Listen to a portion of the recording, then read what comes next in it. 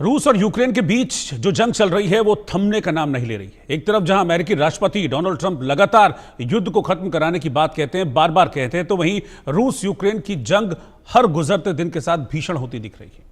दोनों ओर से एक दूसरे पर घातक हथियारों से हमले हो रहे हैं, तो वहीं पुतिन और जेलेंस्की दोनों एक दूसरे के खिलाफ शब्दों के बाण चलाते हुए भी नजर आ रहे हैं। दोनों देशों में वार पलटवार के बीच अब यूक्रेन एक बार फिर से रूस पर हमलावर हो गया है और ब्रेकिंग न्यूज यही है कि यूक्रेन ने रूस पर एक बार फिर से बड़ा अटैक किया है। हालांकि यह अटैक डोनेस्क में हुआ है जो कि यूक्रेन का ही हिस्सा है, लेकिन डोनेस्क में उस जगह पर अटैक किया गया, मिसाइल हमला यूक्रेन की तरफ से किया गया जहां पर रशियन आर्मी अपना कब्जा जमा चुकी है। स्टॉर्म शैडो मिसाइल के जरिए यूक्रेन ने यह अटैक किया, रूसी कब्जे वाले इलाके पर यह अटैक किया गया है। यूक्रेन के हमले में कई रूसी जवान घायल हो गए हैं, इस तरह की जानकारी मिल रही है। तो इस वक्त की ब्रेकिंग न्यूज में आपको बता रहा हूं, यूक्रेन की तरफ से अटैक किया गया है। यह डोनेस्क में अटैक किया गया है। डोनेस्क है यूक्रेन का ही हिस्सा, लेकिन इस इलाके में रशियन आर्मी ने अपना कब्जा जमा लिया है। तो रशियन आर्मी को निशाना बनाकर यूक्रेन की तरफ से यह अटैक किया गया, मिसाइल अटैक था ये। और इस मिसाइल अटैक में खबर यह है कि कई रूसी सैनिक इस मिसाइल अटैक का शिकार हुए हैं और गंभीर रूप से जख्मी हो गए हैं। ये हमला दरअसल रशिया के उस अटैक के बदले के तौर पर इसको देखा जा रहा है, जिसमें एक दिन पहले रशिया ने 537 ड्रोन और मिसाइल के जरिए यूक्रेन को दहला दिया था, थर्रा दिया था, जिसके बाद यूक्रेन की तरफ से रशियन आर्मी पर यह अटैक किया गया है। आप तस्वीरें देख सकते हैं इस हमले के बाद की तस्वीरें, जब डोनेस्क में रूसी प्रभाव वाले इलाके में, रूसी कब्जे वाले इलाके में अटैक हुआ तो कैसे जब मिसाइलें गिरी तो आग का गुबार यहां पर उठा है।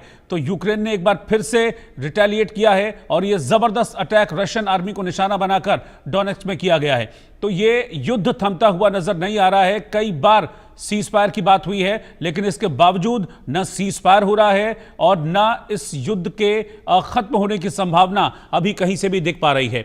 तो रूस पर यूक्रेन की ओर से यह बड़ा विध्वंसक हमला किया गया है। डोनेस्क में यूक्रेन ने यह बहुत बड़ा अटैक किया। डोनेस्क में यूक्रेन ने मिसाइल के जरिए हमला किया है, स्टॉर्म शैडो मिसाइल का इस्तेमाल किया है रशियन आर्मी के खिलाफ अपने इस अटैक में यूक्रेन ने।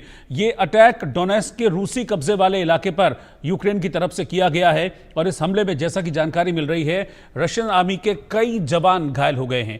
यूक्रेनी हमले से डोनेस्क में भारी तबाही हुई है और वो एरिया पर्टिकुलरली जिसमें कब्जा था रशियन आर्मी का, वहां पर उन्होंने अपना एस्टेब्लिशमेंट तैयार किया था, उसको निशाना बनाकर यह हमला यूक्रेन की तरफ से किया गया है। तो एक बार फिर से यूक्रेन की मिसाइलें गरजी हैं और निशाना हमेशा की तरह रशिया रहा है और रशियन आर्मी को निशाना बनाकर यह अटैक किया गया है। तो ब्रेकिंग न्यूज में आपको बता रहा हूं, इससे पहले रशिया ने इस हफ्ते की शुरुआत में यूक्रेन पर कई बड़े हमले किए थे, मिसाइलों के जरिए भी हमले किए थे, ड्रोन्स के जरिए भी हमले किए थे। एक दिन पहले ही 537 ड्रोन और मिसाइलों के जरिए यूक्रेन पर अटैक कर उसको बिल्कुल खंड खंड कर दिया था, लेकिन यूक्रेन ने एक बार फिर से यह जवाब रशियन आर्मी को दिया है। मेरे साथ दो खास मेहमान इस वक्त जुड़ रहे हैं, कर्नल रिटायर्ड सुशील पठानिया साहब जो कि सीनियर डिफेंस एक्सपर्ट हैं, और अरविंद सिंह तेजावत जी विदेश मामलों के जानकार हैं। आप दोनों का बहुत बहुत स्वागत है। कर्नल पठानिया, ये तो जंग कहीं से कहीं तक रुकती भी दिख नहीं रही है। रशिया ने बड़ा अटैक किया, जिसके जवाब में यूक्रेन का अटैक, मैं कहूंगा इंटेंसिटी थोड़ी कम थी, लेकिन हमें इस इंटेंसिटी से ज्यादा यूक्रेन की हिम्मत को देखना चाहिए कि अब भी इस सिचुएशन में आकर भी, जब वो पूरी तरीके से बर्बाद हो चुका है, लेकिन वो जवाब देने में पीछे नहीं हो रहा है। देखिए सर, ये लड़ाई अगर हम ये मान के चलें कि ये रशिया और यूक्रेन के बीच में है, तो उसमें कुछ काफी हद तक चीजें गलत है। ये लड़ाई इस समय चल रही है रशिया और नेटो कंट्री के बीच में, जिसमें सबसे पहले यूएसए लीड कर रहा था, उसने अभी अपने आप को विड्रॉ कर लिया है। और अगर आप देखेंगे, अगर हम ये डोनबास रीजन की बात कर रहे हैं जिसमें ये डोनेस्क लोकेटेड है, प्लस वो लुहांस्क जो है ये रशिया के कब्जे में। अभी क्या होता है कि लड़ाई के दौरान अगर आपके ऊपर हमला होता है तो आपको कहीं ना कहीं से तो ये दिखाना है अपनी ऑडियंस या अपने जो देशवासियों की मोरल बूस्टिंग के लिए, अपनी आर्मी की मोरल बूस्टिंग के लिए। तो ये छोटा सा अटैक उन्होंने मिसाइल से किया, उससे कोई फर्क नहीं पड़ता। लड़ाई में ये मैटर करता है कि आपने ग्राउंड जो है अपने कब्जे में कितना कैप्चर कर लिया है। अभी जहां तक पुतिन का सवाल है, देखिए ये बड़ा क्लियरली बोल रहे हैं समय समय पर कि हमें सीज फायर से समझौता नहीं है, और अभी भी उन्होंने एक लेटेस्ट बयान दिया है कि इस्तांबुल के अंदर हम यूक्रेन से बात करने को तैयार है।